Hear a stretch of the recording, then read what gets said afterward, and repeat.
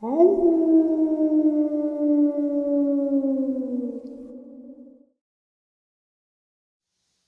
greetings and salutations, everyone. I hope everyone is doing well. And welcome to this, depending on wherever you may live or however you look at your clock, middle of the night or early morning bonus upload. Before we jump into it, a couple links. As many of you know, I rely on Patreon, PayPal, channel membership, and the merch to help the channel to continue to grow and go. Links to Patreon, PayPal, and channel membership is in the description below. Merch displayed directly under the video. Also, Dogman Frightening Encounters, Volume 1 through 3, the audiobook versions. They were written and researched by Tom Lyons, narrated and produced by me, Jeff Nadolny. Those audiobooks are available on Audible, Amazon, and iTunes, links to which are also in the description as well. And finally, last but definitely not least, if you'd really like to help support the channel to continue to grow and go, simply subscribe. It doesn't cost a cent. Click that like button. It takes half a second. If you don't want to miss out on any of the informative uploads I put out daily, click that bell icon, and folks, please leave a comment. Why? Well, because all these things really do help the channel to continue to grow and go. And yes, folks, they definitely do matter. Now, everyone, I have taken far too much of your time. Let's jump into this middle of the night or early morning bonus upload. Shall we? Today's first Dogman encounter. I saw a sort of wolf-like creature on the side of the road. I live in a small border town in southwestern Arizona. Now, there's not a lot to do around here, so a good killer time is just cruising around. My girlfriend and I were out on a date, and by the end of it, we were cruising around talking and listening to music until about 1 in the morning. We decide to call it a night, and as I'm driving her back home, we both see this giant four-legged creature on the side of the road with its back to us. Its fur was rough-looking and had this whitish-gray color to it. I immediately thought it was a messed-up giant mountain lion, since they're not uncommon around here. I slowed down a bit so we could get a better look at it, and that's when it turned and faced us. That's when I knew we were dealing with a whole new different thing here. It had the most ferocious and terrifying face I had ever seen. It had a long snout just like a wolf, and its mouth was open, and we could see large, sharp teeth. It was hunched over, making its back seem like a mountain, and its fur was standing up, just like a cat does when it's scared. With the lights of the car, its eyes seemed to glow red as well. After seeing this, I stepped on the gas and got the hell out of there. My girlfriend and I were in shock for a while until I asked her if she saw the same thing or if I was going crazy. She confirmed and gave me the same exact description of the creature. After a bit of digging around, I found the only type of wolf that was found around here was the Mexican gray wolf, but they are critically endangered and haven't been around here for a long time. That type of wolf can only be found now in southeastern Arizona and southwestern New Mexico. The sheer size and appearance of this thing rules out coyotes or dogs entirely. I'm amazed and a bit worried as to what we had witnessed that night. Today's second Dogman encounter. So me and my boyfriend were staying at my grandma's house for about a week. We both like late-night walks, so I decided to take him out and show him what it's like at my grandma's. He used to be in the city, and my grandma's is very in the middle of nowhere-ish. We ended up walking a direction I never go, and we had walked for a good few minutes before we hit a field clearing on either side of the road. We were talking when all of a sudden we heard coyotes towards the back part of the fields and mountains. I told him they moved fast and we should turn back and quickly get back to the house. So we did, and it seemed a moment we turned to walk back, they began to close in. Within a matter of seconds, they seemed to be right behind us and closing the distance fast. We began to panic and power walk or jog because they sounded like they were in a frenzy. After a minute or two of fear and adrenaline, the sound died to almost silence. Almost home, a dog ran out in front of us, wanting attention. However, as soon as I went to pet him, he seemed to notice something and immediately positioned himself between us, towards the coyote area we had just left, and began barking and growling. We took it as our cue and booked it the rest of the way home with his frantic barks in the background. I promise it gets supernatural soon. When we made it back to my boyfriend, wanted to sit on the steps to see if they had tracked us all the way back. We sat for a moment before everything was silent. All of a sudden, a low, deep growling noise filled the air. It was everywhere all at once, like a jet taking off. It began to get louder as the ice-cold chill ran straight down my back. We both looked at each other for another second before I spoke up and told him something wasn't right and we needed to go.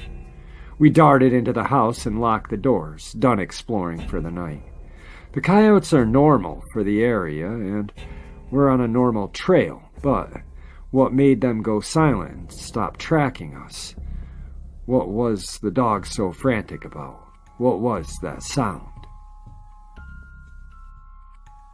Today's third possible Dogman encounter.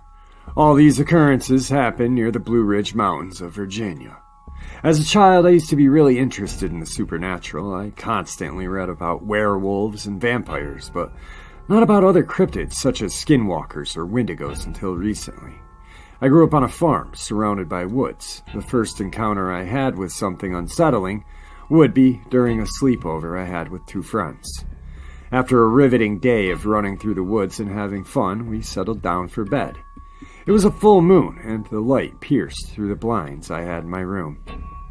My two friends, let's call them A and A, were sleeping on the bottom bunk while I slept on the top. They had fallen asleep, but I seemed not to be able to sleep, so I decided to peek through the blinds. The full moon stared at me, and I looked away for a second, but when I looked back, there was a creature. The head was shaped similar to that of a horse with glowing red eyes and shaggy, thick brown hair. It was about 2 feet lower down than I, right outside the window at eye level with me. The window is about 6 feet off the ground. The bunk bed is also about 6 feet, so this creature must have been 9 feet tall. I don't know what it was, but it certainly scared me badly. My second encounter, my best friend C and my other best friend at the time, K, and I were having a sleepover together outside in a tent. In our tent we had one light, a small battery-operated lantern. It was dark and quiet outside when all of a sudden a stick was hurled at our tent. My friend C felt like we were in danger, but didn't know from what. C had just moved from Arizona near the Navajo reservation and had recently experienced a skinwalker encounter herself. We had no way to defend ourselves, so we decided to attempt to grab something that could be used as a defense from our car near the tent. C decided to be the one to go and grab it. As she went towards the car, she screamed. She immediately sprinted back with fear in her eyes. We asked her what happened, and she told us about a large figure with glowing red eyes, resembling a wolf. We ended up leaving the tent for good later on. My third and final encounter. As an avid trail runner, I'm used to the woods in which I run. I tend to run near dusk as the sun is setting, but I refuse to run when it's dark. I feel at home in the forest. I've never feared it until about now. Only recently did I experience 3 odd phenomena. I began to feel like I'd been being watched while I ran. Yes, I know the forest is always watching, with all the animals watching what I'm doing, but this feeling is different. It's more of a fear-inducing feeling. Then, about 4 days after this began, I saw these glowing orbs. Only a couple, but they led deeper and deeper into the woods. All of this led toward the place my father and I found when I was young, where a deer's ribcage was stuck in the hollow of a tree, almost as if it had been put there purposely. There's also a big rock mound near it. Those rocks were not just randomly placed, they form a large rectangular shape, similar to a grave. I haven't seen the orbs since then, but it was unsettling. By far, the most unsettling thing that has happened would be the amount of times I felt like something followed me or was chasing me through the woods. I've even had the gut feeling something was trying to lure me deep into the woods. Whenever I feel that something is so off and there is a malicious intent, I turn and go back. The feeling of dread has only gotten stronger, and I'm wondering what might be causing this. Today's fourth possible Dogman encounter. I was driving back from a weekend of snowboarding, driving from Lake Tahoe area northbound. It's all mountain roads, lots of curves and turns. I round a turn to a half-mile-long, slightly curved stretch. My headlights light up a creature or something walking down the side of the road going in the direction we were traveling. I keep my speed up, going roughly 65 miles an hour, but move to the center of the road as there are no other cars around. I can't remember if it was a snowy trip or a clear trip. We had so many trips often, but it was definitely nighttime, around 5 to 7 at night.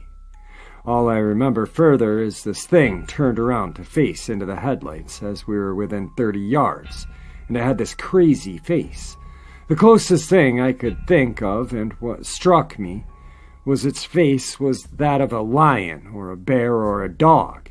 It wasn't a mask or a face protector, it was definitely this thing's face. Today's fifth and final encounter is an encounter with the Missouri Goat Man. This happened during Army field training exercises out in the woods, next to a ridge and a large stream bed. Every night there's a roaming guard of 2 privates, and we have our little blank adapters, and we just roam around making sure no one's having sex. This happens one night when me and a buddy of mine are posted up on a couple of stumps by one of the light systems they dragged out there. About 0300, me and my pal are set up under the lamp, soaking in the warmth because it's 25 degrees outside, and the fuck if we're going to move. We're all watching the tents, joking how if anyone was going to have sex, it'd be difficult due to the cold. I nudge my buddy and tell him to catch a nap. He lolls off and is snoozing. Snow slowly drifting down from the trees. It's peaceful. Just kind of staring into the woods when I hear a crunch of the snow.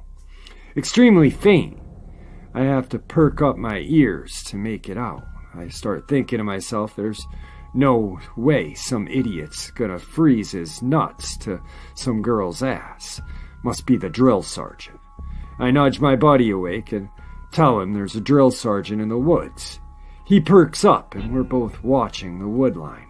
Sure enough, we see a shadow come into the wood line, crouching low. Amazing he can be this quiet in the snow. We both grin. Last time this happened, they dragged someone out and tied them to a tree for shits and giggles. The shadow gets well within camp line, crouching really low, looking back. It was weird. The tents rustle, and the shadow instantly stands up to full height. Almost 7 feet tall, and has goddamn horns on its head. My buddy and I suck in our breath, and our eyes are wide. This isn't a drill sergeant. The whatever it was opens the tent flap, really slow, and peeks inside. At this time, my buddy has found the little radio we were given in case we need to contact the drill sergeants. My buddy's freaking out and trying to get them to come out here, which causes them to freak out and come ghosting out of the shadows. They startle us and my buddy yells. We all hear a loud grunt. Our heads turn to see this goat thing dragging a goddamn private. It has a female private, and it has her by her leg. Holy shit. It's dragging her out of camp. Nothing really happens for what feels like hours. Just this surreal stare down. The female drill sergeant screams out a war cry and launches herself into full sprint at it. The rest of the drill sergeants pull out their pistols and charge down to try to get to the private. We hop up and run down, scrambling to grab the girl and haul her away. The drill sergeants have taken off to chase whatever it was away from the camp. As we're dragging her away, the entire camp is up now, setting up a perimeter around the AHA and Chow tent, 2 areas that have constant light. Tense as fuck, everyone has their bayonets in their hands.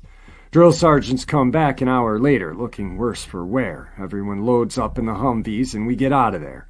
Apparently, the drill sergeants had chased the damn thing over a creek at which it took off into the underbrush. The female soldier was okay. Whatever it was had smothered her till she had passed out. Higher command was weirded out but didn't seem fazed, and had simply made the drill sergeants carry fully loaded M4s to the next rotation. Oh, big scary goat man? Nah, don't worry about it. Here's bigger guns. Yay, Army. Apparently, there are tons of these stories of people just tearing ass out of the woods and full kit blubbering to get discharged due to mental instability.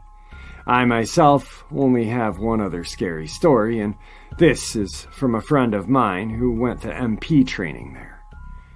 A friend is on his last FTX in the dead of winter. He is set up with 3 other people in a tower overlooking the huge expanse of woods. Scheduled OPFRO attack happens. Everyone having fun, shooting blanks. Cack, cack, cack. Suddenly, a couple of dudes come barreling out of the woods carrying a guy who has a fucking tree branch lodged in his thigh. Everything stops. Everyone leaps into action and drags him to the FOB. He's screaming and crying about a deer man. Drill sergeants instantly scramble for their M4s and get on the loudspeaker, demanding every private into their little hutches. Drill sergeants break a major rule and hand out live ammo to everyone. Everyone's tense as fuck. The one dude is screaming, "The deer man, he's out there! Jesus Christ, protect me, the deer man!"